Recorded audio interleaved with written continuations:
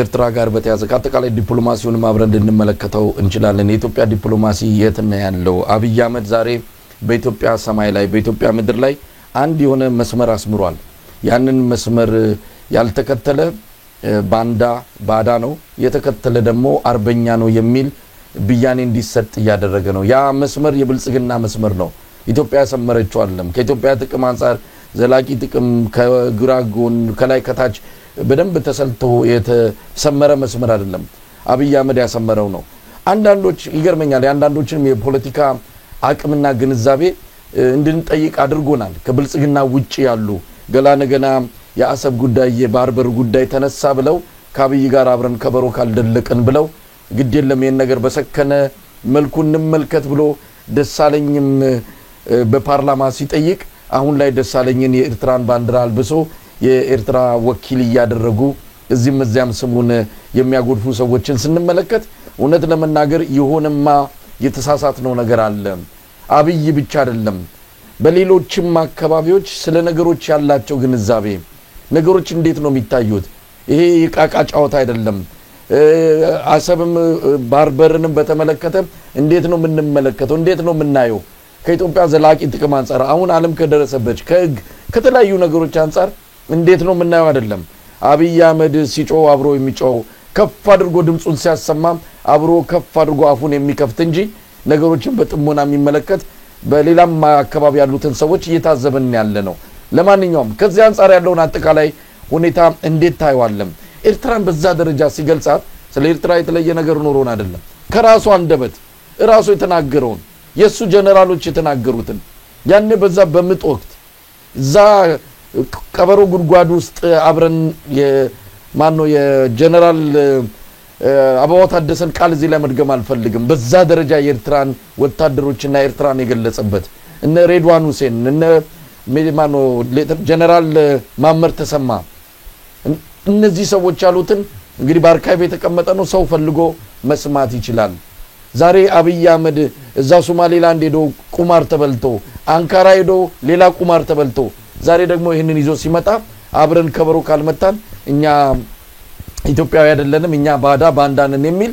የሆነ መስመር እየተሰመረ ነው ለማንኛውም በዚህ ዙሪያ ያለ ምልከታ ምንድነው ፓርላማ ላይ ብዙ ነገር አንስቷል አብይ አህመድ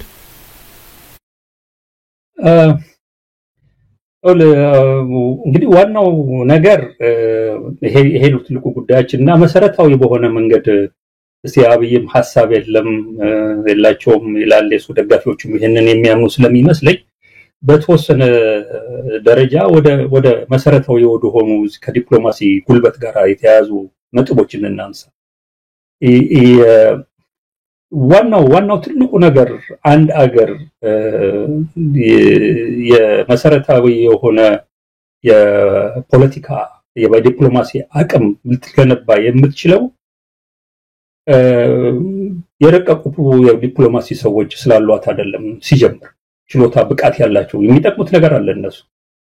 ያንድ ሀገር ትልቁ ጉልበት የዲፕሎማሲ ጉልበት የሚመነጨው በሀገሩ ውስጥ ካለው አጠቃላይ ሁኔታ ነው ብዙ ሰዎች እንደውም ይሳሳታሉ አሁን ያጽ ያስልታሴ ዲፕሎማቶች ችሎታ ነበራቸው ይሉሃል እና በዛ ችሎታቸው ኢትዮጵያን በዓለም አቀፍ መድረክ እንድትሰማ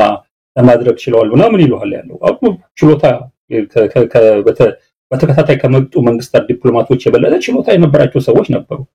ነገር ግን ትልቁ ቁም ነገር ያለው በውጭ እንድትሰማ የሚያደርገው ያለው ሀገሩ ውስጥ ህዝቡ በአንድነት የቆመ ነው ወይ ሰላምና መረጋጋት ያለበት ሀገር ነው ወይ ያዛ ሀገር ህዝብ የአንድ ሀገር ብሔራዊ ጥቅም እና ደህንነት ጉዳይ የሚጻረር ማንኛውም ነገር ቢመጣ እንደ ኑን ቀፎ እንደነካበት ንብ በጋራ ይተማል ወይ የመሳሰሉት ጉዳዮች ናቸው ትልቁ የዲፕሎማሲ ጉልበት የሚሰጥ ያለው አፄ ኃይለ ሥላሴ መንግስት አንዱ ይደመጥበት የነበረው ምክንያት የዲፕሎማሲዎቹ ብቃት ብቻ አይደለም አገር ውስጥ የተወሰነ ዘመን ሄደው በዚህ በኤርትራ በኩል ያለው ችግር እስከሚፈጠር ድረስና ክፍተት እስከሚመጣ ድረስ በአገር ውስጥ ሰፍኖ የነበረው ሰላም በህዝቡ መካከል የነበረው መስተጋብር በአጠቃላይ በሚዛን ሲታይ ሀገሪቷን ጉልበት ያላት ህዝቡ ኮሄዥን ያለው ዩኒቲ ያለው ሰላምና መረጋጋት የሰፈነበት በቀላሉ ሊተናኮላት የሚፈልግ የቅርብ ሀገርም የውጭ ሀገርም ቢኖር እንዲህ በቀላሉ ሊቋቋመው የማይችለው መከታም ጥቃት ሊደርስበት እንደሚችል የሚገልጽ በመሆኑ የተነሳ ነው ተደማጭነት የምታገኘው ነበር። እነዚህ ነገሮች እየቀነሱ በሄዱበት ወቅት የዲፕሎማቶቹ ብቃት ብዙ እንኳን ሳይቀንስ በደርግ ጊዜ የተፈጠረው ነገር የዲፕሎማሲ ተደማጭነቷ ኢትዮጵያ እየቀነሰበት ሁኔታ ነው የተፈጠረው። ለምን አገር ውስጥ የተነሳው የእርስ በርስ ጦርነት ኤርትራም በለው ትግራይ ውስጥ ያለው በሌላም ቦታዎች ላይ የተነሱት ግጭቶች ይሄ አገር ራሱን አንድ ሆኖ በብሔራዊ ጥቅሙና ደህንነቱ ላይ ሊከላከል የሚችል ህዝብ ያስተባበር ሆኖ ሊመጣ አለመቻሉ ኢትዮጵያን በተለያዩ ምክንያቶች ለመተናኮል ለሚፈልጉ ወይንም በፈለገው መንገድ ለማስገበርና እንደፈለጉ ለማዘዝ ለሚፈልጉ ኃይሎች በር ነው የከፈተው። ከዛ ጊዜ ጀምሮ በተከታታይ የመጡት መንግስታት በሀገር ውስጥ በፈጠሩት ሰላምና መረጋጋት መጥፋት ወይንም ደግሞ ሰላምና መረጋጋት ቢኖር በወያኔ ጊዜ ተፈጥሮ የነበረው ነገር ከተመለከትከው በአዎንታዊ የሆነ ሰላም ሳይሆን በጉልበት የመጣ ሰላም መሆኑ በደህንነትና በወታደራዊ አቅም የመጣ ሰላም መሆኑ this is negative freedom የሚሉት negative peace የሚሉት ማለት ነው መሆኑን የውጪ በሚያውቁበት ሰዓት ላይ ኢንተርናሊ ያለው ህዝቡ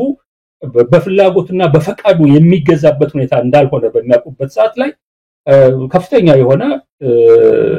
የዲፕሎማሲ አቅም አገሪቷ እንዳይኖራት በተለይ በዙሪያ ባሉት ሀገሮች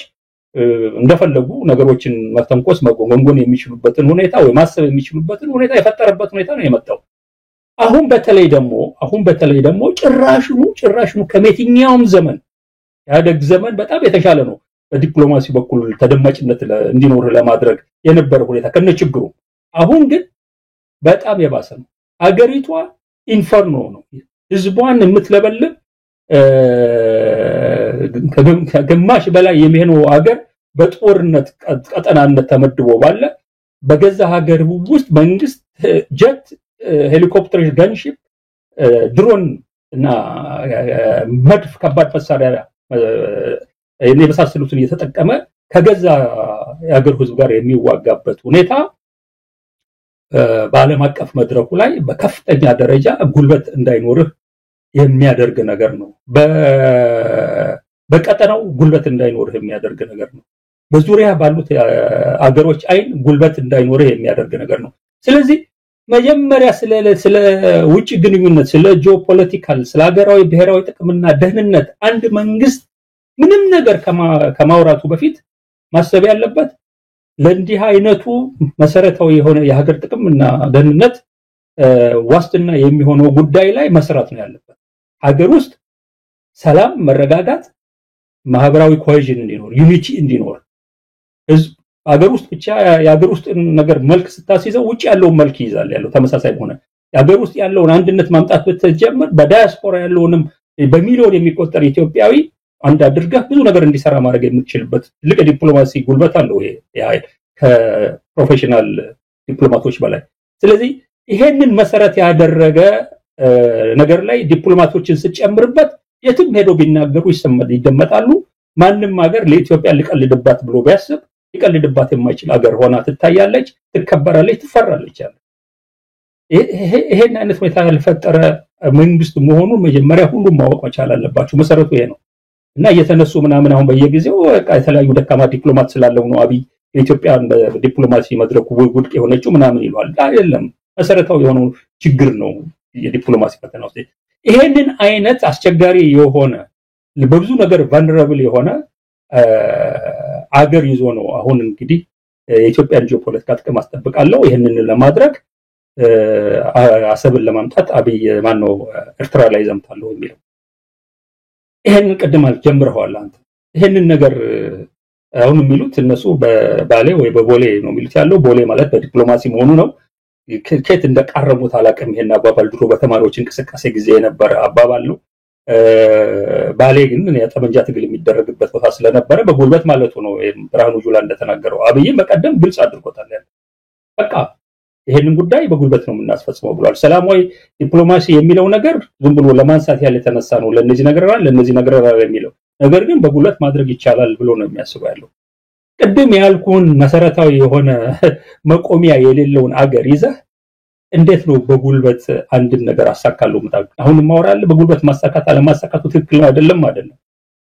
አለ ወይ ወይዛው ይሄንን ማድረግ የሚያስችል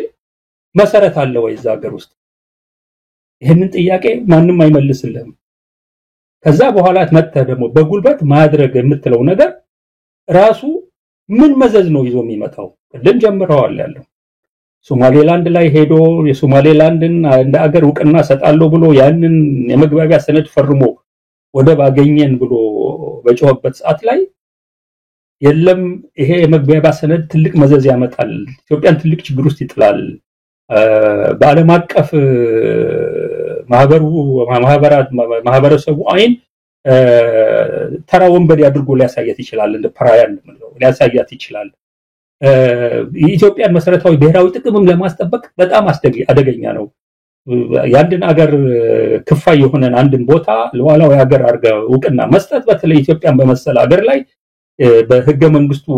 ያንዳንዱ ክልል ተገንጥሎ አገር መሆን ይችላል የሚል ህገ መንግስት ይዘህ ሌላው ሀገር ነገ ተነስቶ ተመሳሳይ ዕውቅና ቢሰጥ ኢትዮጵያ ላይ ትልቅ ችግር ሊያመጣ የሚችል ፕሬሲደንት ነው ሴት የሚያደርገው። የዩኤንን ቻርተር፣ የአፍሪካ አንድነትን ቻርተር፣ በርካታ ዓለም አቀፍ ህግጋትን የመሳሰሉትን ነገር የተጻረረ ነው። ዓለም አቀፍ ማህበረሰቡ በሙሉ ጋንጋፕ አድርጎ ያወግዛል። ኢትዮጵያ በዲፕሎማሲ መድረኩ የምትገለልበትን ሁኔታ ይፈጥራል። ሌላ መዘዝም አለው። ይሄን ነገር የማይደግፉ የሶማሌን ሶቨሬንቲ እናስጠብቃለን በሚል ሰበብ የኢትዮጵያ ጋር መሰረታዊ የሆነ ቅራኔ ያላቸው አገሮች በሙሉ ተሰባስበው ከሶማሌ ጎን የሚቆሙበትን ሁኔታ ይፈጥራል። ይሄንን ነው አቅርበን የነበረ ያለው። በማግስቱ የጻፍኩት ጽሁፍ ይሄንን ነው የሚገልጸው ያለው። ይሄ የኢትዮጵያ ብሔራዊ የኢትዮጵያ ባህር በር ስታገኝ አይናቸው የሚቀላ የሚለው ክርክር ያንዴ መጥቶ ነበር ያለው። እውነት ለመናገር በዛን ጊዜ የጻፍነው ነገር ኢትዮጵያ ሶማሌን ከሶማሌ ላንድ ወደብ ስላገኘች አይናችን ቀልቶ ነው ወይስ አርቆ አሳቢ በመሆን ሊመጣበት የሚችለውን ችግር አስቀድሞ በመናገር ይሄ ነገር አይሆንም ብሎ ማስጠንቀቂያ መጠረባካችሁ ብሎ መማጸን ነው ያደረግነው? እና መዘዙ ምንድነው የሆነው ያለው? ይሄው ቱርክ፣ ግብጽ፣ አሁን በቅርቡ ሳውዲ አረቢያ እነዚህ በዛ አካባቢ በሶማሌ እና በቀይ ባህር አካባቢ ከዚህ በፊት ያልነበራቸውን ፕሬዘንስ ሶማሌ ውስጥም ጭምር የገቡበትን ሁኔታ ያመጣው ይሄ አብይ እንደፈለገ ተነስቶ ሄዶ የፈረመው የመግባቢያ ሰነድ ነው። ምን ተገኘ? ይሄንን ነገር አሁንም እንግዲህ ተመልከት፣ አሁንም ተመሳሳይ በሆነ መንገድ ነው ሄዳለሁ እያለ ያለው። ይሄኛው ደግሞ ጭራሹን የመግባቢያ ሰነድ መፈረም አይደለም። ይሄኛው መሳሪያ አንስቼ ነው የሚለው። ያንድን ሉዓላዊ የሆነ አገር በመሳሪያ ጉልበት ወርሬ ወደ ቢጄ እመለሳለሁ ጉሮ ሸባይ ያስባልኩ ነው እያለ ያለው። አሁን ይሄንን ቅድም ያስቀመጥኩት ነገር አለ። ይችላል አይችልም ሌላ ጉዳይ ነው፣ ወደኋላ መጣበታለሁ። እሱ ደግሞ በደንብ መነገር ያለበት ጉዳይ ነው። ነገር ግን በዓለም አቀፍ ኮሚኒቲው አኳያ በተባበሩት መንግስታት፣ የአፍሪካ አንድነት ድርጅት፣ የአውሮፓ ዩኒየን፣ ሌሎችም ካሁኑ ማስጠንቀቂያ የአፍሪካ አንድነት ድርጅት ቆን አልገባ ሌሎቹ ካሁኑ በዚህ ጉዳይ ላይ ማሳሰቢያ ሰጥተዋል ያለው። ለአሜሪካ አይነት መሳሰሉት ሀገሮች ማሳሰቢያ ሰጥተዋል ያለው። የአውሮፓ ዩኒየን ማሳሰቢያ ሰጥተዋል ያለው። ለቻይናም ይሁኑ ለራሺያ በዚህ ጉዳይ ላይ ምን አቋም ሊወስዱ እንደሚችሉ ጠንቋይ መቀለብ የለብም ያለው። ኤርትራ ከቻይና እና ከራሺያ ጋር ያላት ግንኙነት ከኢትዮጵያ በላይ የጠበቀ ነው። በክፉም በደጉም ከራሺያ ጋር በመቆም ማንነቷን አስመስክራለች። የቆመች አቋሟ ትክክል ነው አይደለም ሌላ ጉዳይ ነው። ነገር ግን በፖለቲካ ስሌት የተጫወተችው ጨዋታ ራሺያ ጋር ያላት ግንኙነት በጣም ጥብቅ ነው። ከቻይና ጋር ያላት ግንኙነት በጣም የጠበቀ ነው። ያለው ከቻይና ጋር ያለው ግንኙነት ኢሳያስ አፈወርቂ ላንድ ነው ለሁለት ዓመት ገና ወጣት እያለ ቻይና ሄዶ የደፈጣ ውጊያ እና የፖለቲካ ትምህርት ከቻይና ከመውሰዱ ጀምሮ የተሳሰረ ግንኙነት ነው ያለው። እና እንዲህ ዝም ብሎ አብይ አህመድን ለመሰለ ለአሜሪካኖች ሞታለው በዚህ በኩል ልሰልላለው የሚል የሚቆምበት ነገር ለማይታወቅ ሰው የትኛውም ሀገር አምኖ ድጋፍ ሊሰጠው የሚችልበት እድል የለም። አሁን እያየነው የመጣነው ነገር አለ። የትራምፕ መንግስት ከአብይ የበለጠ ከኤርትራ መንግስት ጋር ነው ግንኙነትን እያጠራከረ ያለው። እና ዓለም አቀፍ ሁኔታው የሚያደርገውን ነገር እንዴት ነው የሚደረገው? በዚህ ደረጃ ውግዘትና እንግዲህ ተመልከት የአረብ ሀገሮችን ጨምር እዚህ ላይ የአረብ ሊግን ጨምር የእስልምና እምነት ተከታዮች አገሮችን ጨምር እነዚህ በሙሉ በሶማሌ የመግባቢያ ሰነድ ላይ አቋም ወስደው ውግዘት ያካሄዱ ናቸው እና በከመላው ዓለም ጋራ በተቃርኖ የሚቆም ነገር ሊያደርግ ነው የሰው ይሄድ ያለው ስለዚህ በዲፕሎማሲ መድረኩ በከፍተኛ ደረጃ የተገለለ ነው ሁለተኛ ዝም ብለው ደግሞ የማያዩ አሉ እንጂ ዝም ብለው ማውገዝ ብቻ ሳይሆን ይሄ ያካሄድ ጥቅማችንን ይነካል ሴኩሪቲያችንን ይነካል የደህንነት ዋስትናችንን የሚነካ ነው የሚል የቅርብና እዛው አካባቢ ያሉና በዚሁ ደግሞ በድንበር ዙሪያ ያሉ አገሮች በሙሉ አሁን አብይ እንደሚናገረው በኤርትራ ያለ ህዝብ ቁጥሩ 2 ሚሊዮን ስለሆነ እሱን በአንድ ጊዜ ወጥ ማድረግ እንችላለን አይነት ነገር ነውና ጅቡቲ ምን ይሰማታል እንዲህ አይነት ቋንቋስ ከኤርትራ ህዝብ ቁጥር ያነሰ ቁጥር ያለ ጅቡቲ ናት በህዝብ ቁጥር ማነስ ከሆነ እኮ ጅቡቲንም እንደዛ ሊላት ይችላል ምን ችግር አለው እንደውም ጅቡቲ የ90 ዓመት ሊዝ ተሰጥቶ አብዮቱ ስለመጣና መንግስት ትኩረት ወደ ሌላ ስለሄደ በግፍ የሄደች ናት ተብሎ ነው በዝርዝር እየቀረበ ያለው ስለዚህ ያንን የሊዝ ጉዳይ አንስቶ ጉልበቱን ተማምኖ ጅቡቲ ላይ ስለምን አይዘምትም ያለው ቁጥሩም ትንሽ ነው በዚህ መንፈስ ነው እንግዲህ እየተናገረ የነበረው እና ሊፈጥር የሚችለው የደህንነት ስጋት ሶማሊያ ውስጥ ሊፈጥር የሚችለው በቅርብ የሆኑ ግንኙነቶች ያሉ ኬንያ ውስጥ ሊፈጥር የሚችለውን ስጋት በሱዳን ላይ ሊፈጥር የሚችለውን ስጋት በሙሉ በዙሪያው ያሉት አገሮች በሙሉ በስጋት ነው የሚመለከቱት ያለው እውነቱን ነገረኝ ካልከኝ እኔ ባለኝ ግንኙነት ሜቢ ሰሞኑን ደሙስ ኪፈላቢ የተናገረው ነገር አንዳንዱን እንቅስቃሴን ሴንስ አድርጎት ሊሆን ይችላል ብዬ ነው ማስበው አብይ አህመድ የቀጠናው ጠንቅ ነው የማይል አንድም ሀገር የለም አፍሪካ ቀንድ በቃ ሁሉንም ሀገሮች ነው መነግረያለሁ ስለዚህ እነዚህ በሙሉ ይሄንን አይነት ድርጊት ማውገዝ ብቻ አይደለም በሚችሉት መንገድ በሙሉ ይሄን አይነት ቅዠቱ እንዳይሳካለት ወረራ ከተደረገበት ህዝብ ጎን መቆማቸው የማይቀር ነው ይሄንን አይነት ችግር ሊያመጣ የሚችል ብሎ አድሮም በየትኛውም በኢትዮጵያ ዙሪያ ባሉ ሀገሮች ኢትዮጵያ አስተማማኝ የሆነ የባህር አክሰስ ወይ በባህር መውጫ እና መግቢያ ማግኘት የምትችልበት እድል ጭራሽኑ ዘግቶ ሊያርፍ የሚችል ፕሮጀክት ነው ይዘመጣለው ይሄ የኢትዮጵያን ብሔራዊ ጥቅምና ደህንነት የሚያስከብር እርምጃ ነው ወይ ነው እኛ ጥያቄ ያቀረብን ያለው ነው ወይ አይደለም ነው ህጋዊ በሆነ መንገድ ሰላማዊ በሆነ መንገድ ይሄንን ችግር መፍታት የሚቻልባቸው መንገዶች እጅግ አሰልቺ አስመራሪ ቢሆኑም ከዚህ ውጪ ሌላ መንገድ የለውም ሌላው መንገድ የጥፋት መንገድ ነው ኢትዮጵያ መውጣት ከማትችልበት የዲፕሎማሲ ቅርቃር ውስጥ የሚጨምራት ነው ሁለተኛ ቅድም እንዳል መሰረታዊ ጥቅሟን ለረጅም ጊዜ ሌላ መንግስት መጥቶ ሬቶሪክን ቀይሮ ሌላ ነገር ብሎ መልካም ግንኙነት ከጎረቤት አገራት እስከሚመሰርት ድረስ ምንም መውጫ መግቢያ ማግኘት በማትችልበት ደረጃ ታሳል ልትቀር ሊያደርግ የሚችል እርምጃ ሊሆን ይችላል የሚል ስጋት ነው ያለኝ ሌላው ከዚህ ጋር መነሳት ያለበት ይሄ በጦርነትና በጉልበት ወስታለው የሚለውን ነገር በደንብ አስቦበታል ወይ ይሄ ሰውዬ ምን ተማምኖ ነው ይሄንን የሚናገረው እዛ ሲናገር ሰምተዋል ያለው እንግዲህ ተማምኖ ምንለው በቃሉ የተናገረውን ነገር ነው በደንብ ዝግጅት አለን ነው የሚለው የተማመነው በሰራዊቱ እንደሆነ ነው የሚናገረው ያለው እንደ ይሄንን በተወሰነ ደረጃ አፍታቶ መመልከት ይጠይቃል ያለው ምክንያቱም ስቲል ከብሔራዊ ጥቅም ከኢትዮጵያ ብሔራዊ ጥቅምና ደህንነት ጋራ የተያያዘ ነው ይሄንን በደንብ አድርጎ መመልከት እውነት አሁን እሱ የሚለውን አይነት ወታደራዊና የሰራዊትና የመከላከያ ጥንካሬ ያለው ወይ አማራ ክልል ገብቶ እየተንደፋደፈ ያለ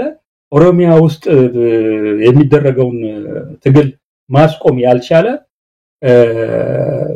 በከፍተኛ ደረጃ ያለቀ በከፍተኛ ደረጃ እጁን እየሰጠ በከፍተኛ ደረጃ መሳሪያውን እየሸጠ ከሚመለምሉት በላይ እየጠፋ ያለ ሰው መሆኑ ራሳቸው በጽሁፋቸው በሪፖርታቸው አድሚት መከላከያ ያደረገው ሰራዊት ይዘን ነው ወይ በጉልበት ይሄን ነገር ማስተካከል ይችላል የምትለው ስለዚህ አይናችን መልጠጠን የኢትዮጵያን ወታደራዊ አቅም መመርመር አለብን ወታደራዊ የሆነው ነገር በዚህ መልኩ ከሆነ የሚያየው የለውም ይሄ ነው ምናልባት እዚህ ላይ ይሄንን ጉዳይ ስታነሳው ምክንያቱም ሰሞኑን በሰፊው ሲያነሳ ነው ስላለ በደንብ እንድትሄድበትምና ለተመልካቾች ግልጽ የሆነ ነገር አንተንም ጨምሮ ይሄንን ሐሳብ የምትቃወሙትን እኛም በዛ ውስጥ ተካተናል የተለየ አጀንዳ እንዳለን ኢትዮጵያ የባህር በር እንዳይኖራት ፈጽሞ ፍላጎት እንዳለን ኢትዮጵያ እንዲ ተቆልፋ እንድትቀር እንደምንፈልግ ከዛ ይልቅ አብይ አህመድ የዘመናት ጭንቀት እሱ ብዙ ብሎታል እንኳን ለውጡ ከመምጣቱ በፊት ሁሉ ውስጥ የነበረ ምንናገር በመድረካተን እንጂ ያለ ሲናገር ነበርና ዛሬ አርበኛ እየተጫወተ ነው ያለው ለማንኛውም አንዳርጋቸው እንደው ግልጽ በሆነ ቋንቋ መነገር ካለበት ነው አንደኛ ሁለት ነጥቦች እንዲነሱ ነው ይሄን ነገር በጉልበት ማሳካት እንኳን ቢቻል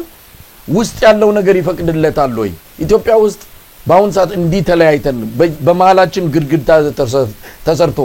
አብይ አህመድ በፈጠረው የፖለቲካ ቀውስ ምክንያት ኢትዮጵያውያን ከፍተኛ ውስጣዊ ችግር ቀውሱስ በገቡበት ሁኔታ እንዲ አይነት ውጫዊ የሆነ ነገርን ማሳካት እንችላለን ወይ ብንፈልገው እንኳን በኃይል ማሳካት እንችላለን እንኳን ቢባል ውስጣዊ ነገር ይፈቅድልናል ወይ ውስጣዊ ነገር ቢፈቅድልን እንኳን ውጫዊ ነገሮች ደግሞ አሉ ቀደም ሲል አንተ ተከስካቸው የግ ጉዳይ አለ ዓለም አቀፍ ግንኙነት አለ ብዙ ነገሮች አሉ እነዚህ ነገሮች ሲፈቅዱልናል ሁለቱ ነገሮች ባልተጣጣሙበት ሁለቱም ነገር ከአብይ አህመድ አጠገብ አይደለም አሁን ያሉት ውጫዊ ነገሩም አይፈቅድለትም ውስጣዊ ነገሩም አይፈቅድለትም ሁለቱም በእጅ በሌለበት ሁኔታ ወታደር ተማምነ እሱም ወታደራዊ ነገሩ ራሱ አሁን እየገለጽክ እንዳለው ወታደራዊ አቅሙም ራሱ አይፈቅድለትም አማራ ክልል ምንድነው የሚባለው እንደዚህ አይነት እኮ የአንድ ሀገር መከላከያ ሰራዊት በዚህ ደረጃ ሲማረክ በዚህ ደረጃ ሲሸሽና ሲመታ አይተናናቅም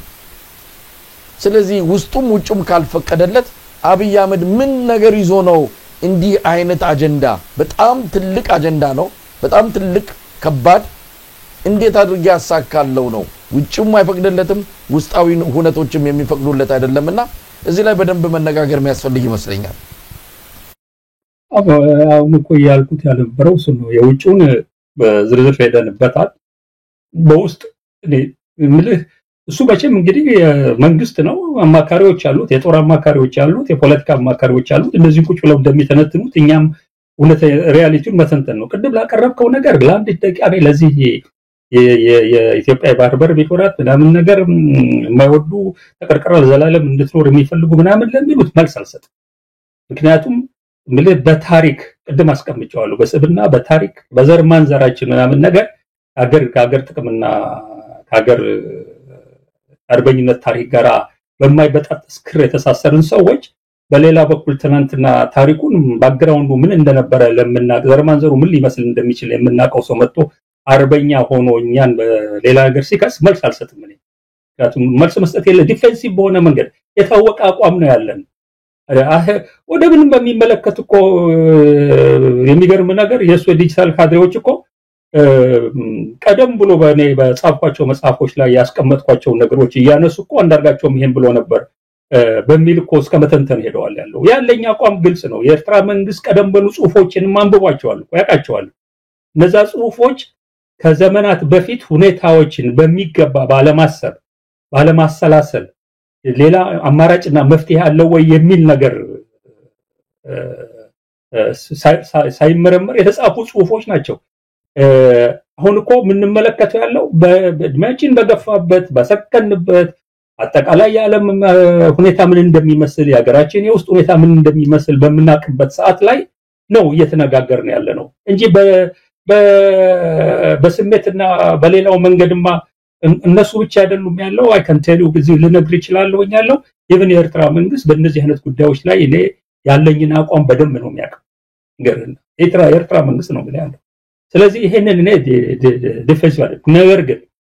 እነዚህ ነገሮች በሚገባ በሰከነ መንገድ ከተመለከትካቸው ይሄንን ነው እኔ በሂደት ከዘመናት በኋላ የደረስኩበት እንዲህ አይነት አካሄድ ሊሰራ አይችልም ያለም አቀፍ ህግ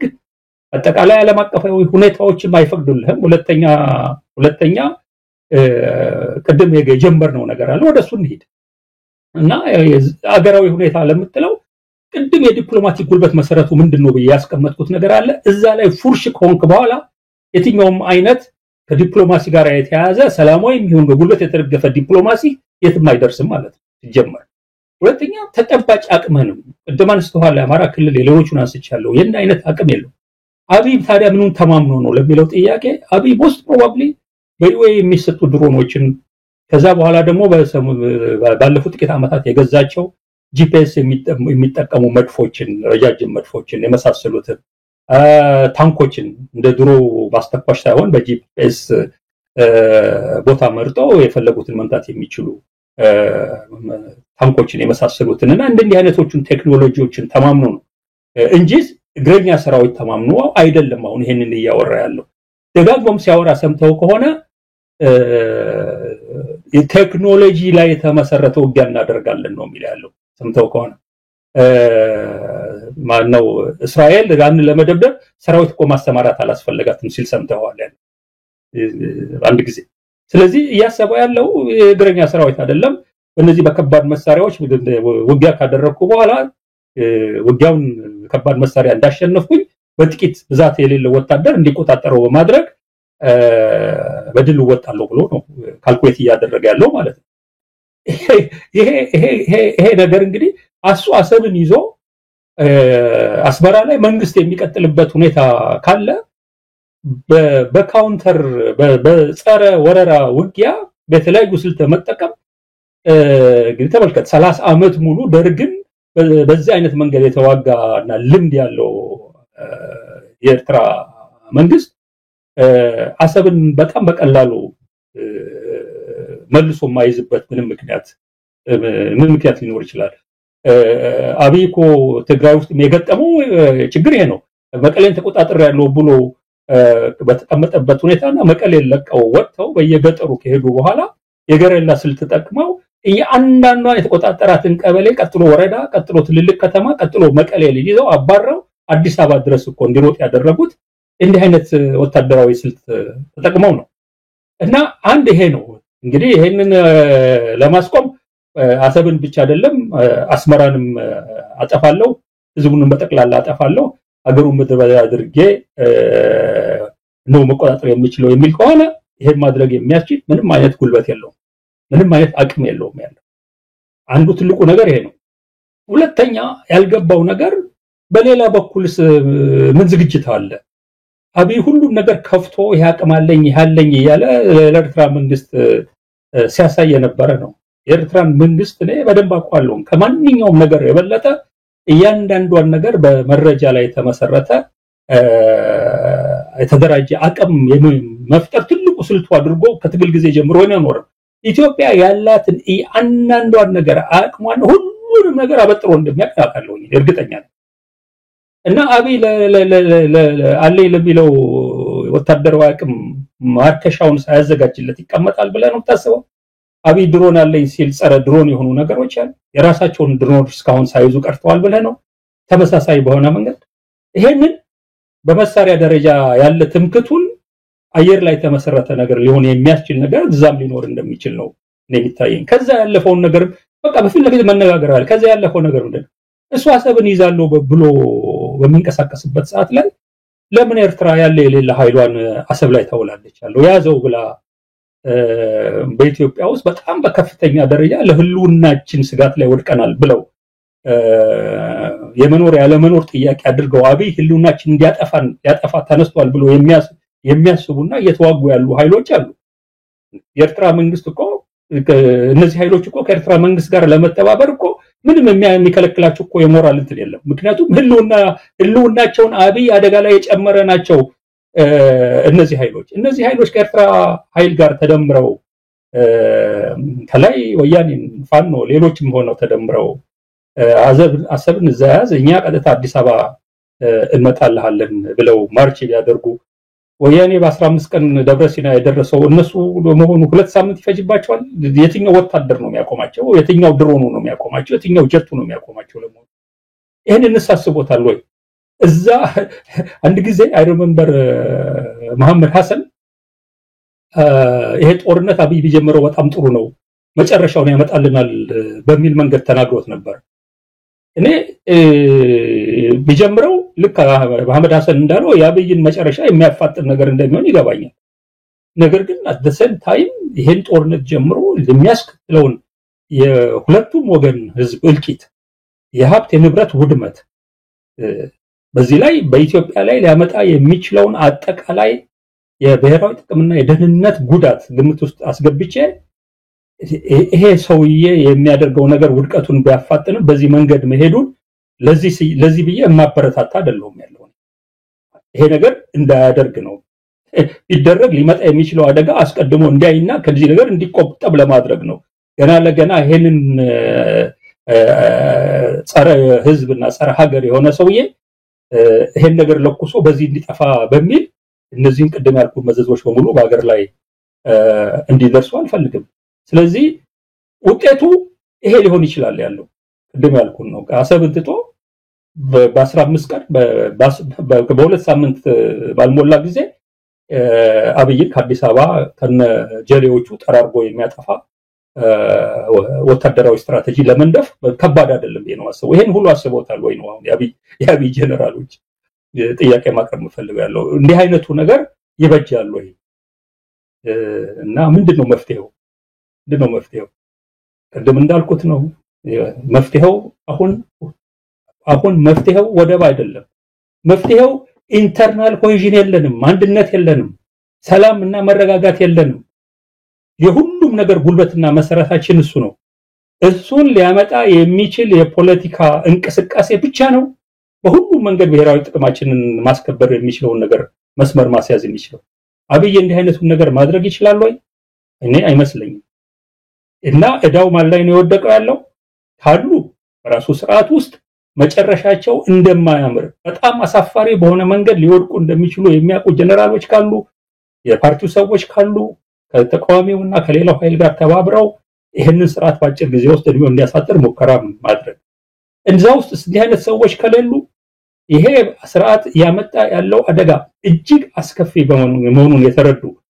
የአብይ መንግስት አሁን አብይ ድንፋታና ንግግር ፓርላማው ላይ ያየውት በሙሉ የሚያሳየው ያለው ትልቅ ችግር ውስጥ የገባ መንግስት መሆኑን ነው።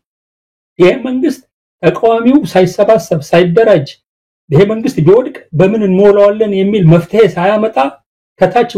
ቂጡ እንደወለቀን ስራ ያፈሰሰ እንደሆነ ኢትዮጵያ ትልቅ ችግር ውስጥ ልትወድቅ ትችላለች ብዬ ነው ማስባለሁ። ስለዚህ ትልቁ ስራ ያለው ይሄ በተለያየ መንገድ የተለያየ ዓላማ ይዘው ለመቀራረብ ያቃታቸው ተቃዋሚዎች ለሁሉም አደጋ የሆነ ሁኔታ በኢትዮጵያ ሊፈጠር እንደሚችል አውቀው አስቀድመው በፍጥነት ብዙ የሚያቆራቆዛቸውን ነገሮች ለሌላ ጊዜ ሁኔታዎች ሲረጋጉ መልክ ሲይዙ እናነሳቸዋለን። ቅድሚያ ግን ሀገርን ማዳን ህዝብን ማዳን ነው በሚል መንፈስ መተባበር የሚገባቸው ሰዓት ላይ ተደረሰ ነው ይመስለኛል። ኃላፊነቱ ተቃዋሚው ላይ ወድቋል ብዬ ነው ማስበው። አንደርጋቸው እንግዲህ አንድ መስመር አበጅተን እንግዲህ አብይ አህመድ መስመር አበጅቷል። መስመሩ ምንድነው? እኔ በአሰብም ይሁን በባህር በር ጉዳይ እንዲያስብ ያለው ወረቀት አላገኘንም። አሰብ ባህር በሩ የሄደበት ምክንያት ምን እንደሆነ እንዴት እንደሄደ የሚያሳይ አንድም ነገር አላየውም የሚል ነገር አንስቷል። ኢኮኖሚያዊ፣ ታሪካዊ ብዙ ምክንያቶች አሉን ይሄንን ለመጠየቅ የሚልም ነገር ያነሳል። እውነት ለመናገር አሁን አንተ ቀደም ሲል በደንብ እኔ ማምንበትም ነው በተለያዩ አጋጣሚዎችም በግልም አንዳንድ ሚዲያዎች ላይም ቀርብ የተናገርኩት አለ። አብይ አህመድ ወደ አሰብ ሲሄድ ፋኖች ወደ አዲስ አበባ መሄድ አለባቸው ነው። ምንም ሌላ ነገር የለም። ይሄ ሀገርን መክዳት አይደለም። በአሁን ሰዓት ባለው የኢትዮጵያ አጠቃላይ ሁኔታ እንደ አብይ አህመድ ለኢትዮጵያ ብሔራዊ ስጋት የሆነ ሌላ ኃይል የለም። ከውጭም ከውስጥም የትኛውንም ኃይል የኢትዮጵያ ታሪካዊ ጠላቶች ናቸው የሚባሉትንም እሱ የሚነቅፋቸውና የሚያብጠለጥላቸው ኃይሎችንም ብናይ የትኛውም ኃይል ከአብይ አህመድ የበለጠ ለኢትዮጵያ አደጋ ነው ብዬ አላምንም። ስለዚህ በዚህ ላይ ጥርት ያለ አቋም ነው ያለኝ። አንተም አሁን እንደምትገልጽልን ከሆነ ከዛ የተለየ ሐሳብ አይደለም ያለ። ስለዚህ የሆነ መተፋፈር ያለ ይመስላል፣ የሆነ መሽኮርመምም ያለ ይመስላል። ከኤርትራም ሆነ ከአንዳንድ ኃይሎች ጋር አብይን ከሚታገሉ የአብይ አገዛዝ እንዲወድቅ በተለያየ መልኩ እንቅስቃሴ ከሚያደርጉ አካላት ጋር በተለያየ መልኩ መገናኘትን እንደ ኩነኔ እንደ ኃጢያት ልክ ኢትዮጵያን እንደ መክዳት እንዲቆጠር በጣም ጠንካራ የሆነ ምንድነው ቅስቀሳ እየተደረገ ነው። እዚህ ላይ የኢትዮጵያ ሕዝብ በደንብ ማወቅ ያለበትን ነገር ምናልባት አንተን በመሰሉ ፖለቲከኞች መገለጹ ጠቃሚነት ስላለው ነው። የሆነ ጥርት ያለ መስመር መኖር አለበት። በኢትዮጵያ ጉዳይ ኢትዮጵያ ትልቅ ሀገር ናት የማንም ተላላኪ ለማንም ምናጎበድድ አይደለንም ባይሆን በሰጥቶ መቀበልና ባለን ቁመናና ቁመት ልክ ተጽኖ መፍጠር የምንችልበትን አቅም እንዳናገኝ አብይን የመሰሉ ከመንደርና ከሰፈር አስተሳሰብ ያልወጡ በድንቁርና የተንቆጠቆጡ ሰዎች ስልጣኑን ይዘው እንደ ልባችን እንዳንሮጥ አድርገዋል ስለዚህ በዚህ ላይ ጥርት ያለ መስመር ያስፈልጋል ፋኖም በዚህ አንፃር ግልጽ የሆነ አቋም መያዝ አለበት አሁን የፋኖ ኃይሎች ማለት ያለው ልዩነትም አንዳንድ ከህዋት ጋርም ይሁን ከሌላው የኃይል ጋር መተባበርን ልክ ኢትዮጵያን እንደመክዳት አብይ ኢትዮጵያኮ ያፈራረሳት ነው ያለው ከአብይ ጋር መሆን ኢትዮጵያን ማክበር ከሌላ ኃይል ጋር መሆን ደግሞ ኢትዮጵያን መካድ እየተደረገ በሌሎች ዘንድም እየተነሳ ስላለ ነው እንደው በዚህ ላይ እንደማጠቃለያም እንዲሆን ነው ጥርት ያለ መስመር የኢትዮጵያ ህዝብም ሌሎችም ኃይሎች ማግኘት አለባቸው እስቲ በዚህ ላይ ምን ትላለህ አንዳርጋቸው ትንሽ ወራት ቀደም ብዬኮ ይሄን ጉዳይ በተመለከተ ለአማራ ፋኖና አስመልክቶ በግልጽ የጻፍኩት ነገር አለ ኤርትራን ተመልክቶ የኢትዮጵያ መንግስት አንደኛ አንድ ትግል ነገር ግልጽ እናድርግ የሁለቱ ሀገሮች ግጭት የሁለቱ ሀገሮች ጦርነት የሚባል ነገር ትክክለኛ የሆነ አገላለጽ አይደለም ኤርትራ ኢትዮጵያን ወራለሁ እያለች እየተናገረች አይደለም ኤርትራን ወራለሁ እያለ እየተናገረ ያለው አብይ ነው የአማራ የህልውና ትግል በሚገባ ሲተነተን እኔ ባለፈው ጽሁፌ እንዳቀረብኩት ያለው እንዲህ አይነቱን ኤርትራን የመውረር እርምጃ ወስዳለው ቢል የአማራ ፋኖ ከኤርትራ ህዝብ ጎን ቆመው ይሄን ወረራ መክተው ያብይን እድሜ ማሳጠር አለባቸው በየ በግልጽ ነው የጻፍኩት ያለው ይሄን የጻፍኩበት ምክንያት አማራ የሚደርስበትን አጠቃላይ ጭፍጨፋ ሁሉ ነገር የቆመበትን ትምርት የቆመበትን ንግድ የቆመበትን እርሻ የሚባል ነገር ማህበሪያ ጠፍቶ ችግር የተወደቀበትን ሁኔታ ስታስበው አብይ ወደ ባመጣለው ብሎ የአማራን ህዝብ ሞቢላይዝ የሚያደርገው አማራ ምኑን ሊልክበት ነው ለመሆኑ የልጆቹን ሬሳ ኤክስፖርት ሊያደርግ ነው ወይ ከዛ ውስጥ ፈረንጆች ኮላሊትና ጉበት እየመረጡ መግዛት የሚችሉበትን ሁኔታ በአሰብ በኩል ለማስፈጸም ነው ወይ በዛ ደረጃ ነው የደረሰው የአማራ የህልውና ጥያቄ ስለዚህ በግልጽ በማያሻማ ቋንቋ አማራ ህዝብ ኢንተረስት አቋያ የአብይ አህመድ አገዛዝ እድሜው ማጠር የሥራዎቹ ሁሉ እናት ነው የሁሉም ነገር ቅድሚያ ነው እና ይሄንን በተመለከተ ምንም በማያሻማ አቋም ነው ወሰድኩት ያለው ሌሎችም በዚህ ደረጃ ህልውናቸው አደጋ ላይ ወድቀናል የሚሉ አሁን እየዋለ ያደረ ሁሉም ህልውናቸው አደጋ ላይ እንደወደቀ ሴንስ ያደረጉ መጥተዋል ያለው ድሮ ኢትዮጵያ የሚባል ሀገር ባይኖር ጉዳይ አይደለም የሚሉ ኢትዮጵያ የሚባል ሀገር ባይኖር ምን መዘዝ ሊመጣ እንደሚችል እየተረዱ የመጡ ጽንፈኛ የነበሩ ድርጅቶች ሁሉ አሉ አሁን ብዙ ዘመኑ ጊዜው ወቅቱ ያመጣው የህልውና አደጋው የአንድ ህዝብ ብቻ ሳይሆን የተለየ ቢሆን የሚያማራው ሌሎችንም ጭምር ይዞ ገደል ሊገባ እንደሚችል የተረዱ በርካታ ኃይሎች አሉ እነዚህ በሙሉ የህልውናቸው አደጋ ዋናው ምንጭ አብይ አህመድ መሆኑን አውቀው የአብይ አህመድን እድሜ የሚያሳጥር እስከሆነ ድረስ ከየትኛውም አካል ጋር ጊዜ የኢትዮጵያ ጠላት ኢትዮጵያ ባናምን የሚል ቃላት ሲጠቀም አብይዋል የዲጂታል ሰራዊቶቹ ሲጠቀሙ ይዋሉ ግልጽ የሆነው ስትራቴጂክ ኢንተረስታችን ከኤርትራ ጎን መቆም ነው ልገርናል ሌላም ኃይል የአብይ አህመድ እድሜን የሚያሳጥር ከሆነ መቆም ነው ይሄ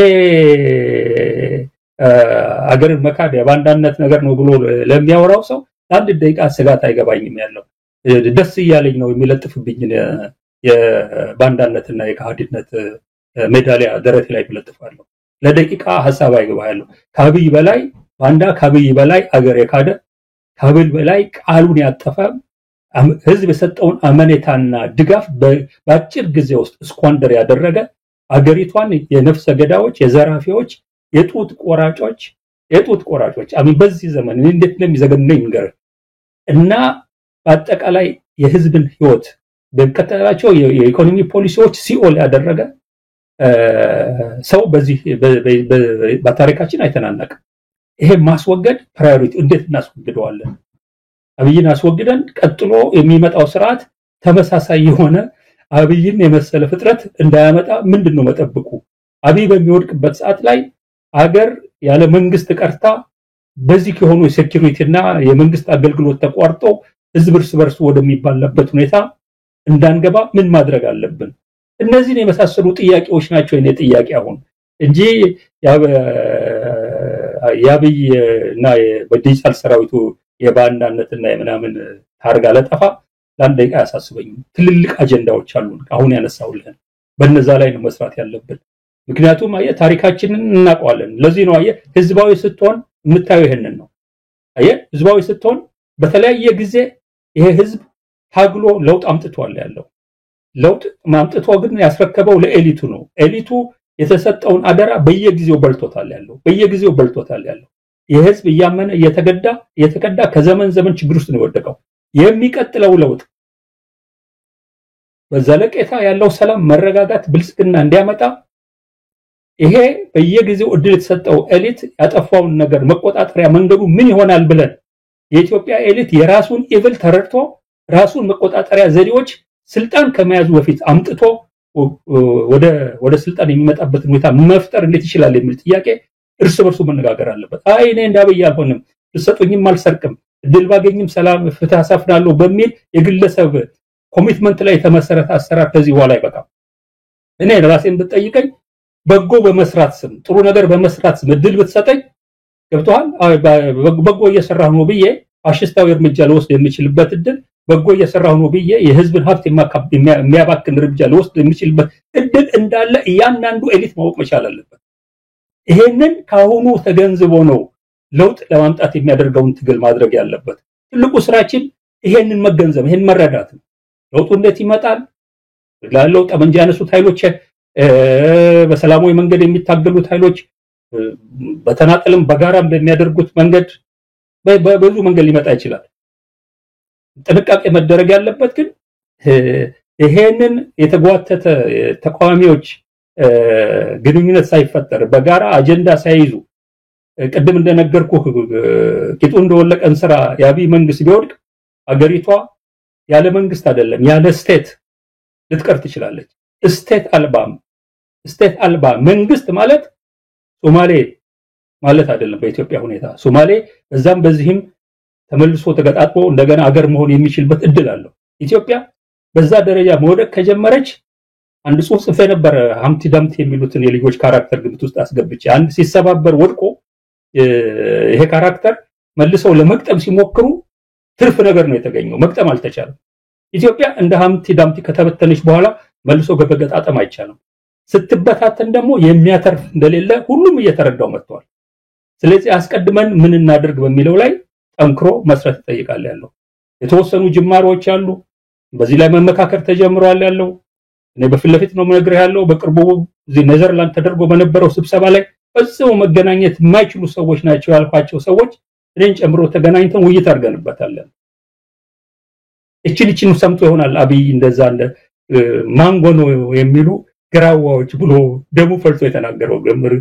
ኦፍ ኮርስ እኔ በጽሁፍ ገልጬዋለሁ። ማንጎ ነኝ ብዬ አላውቅም።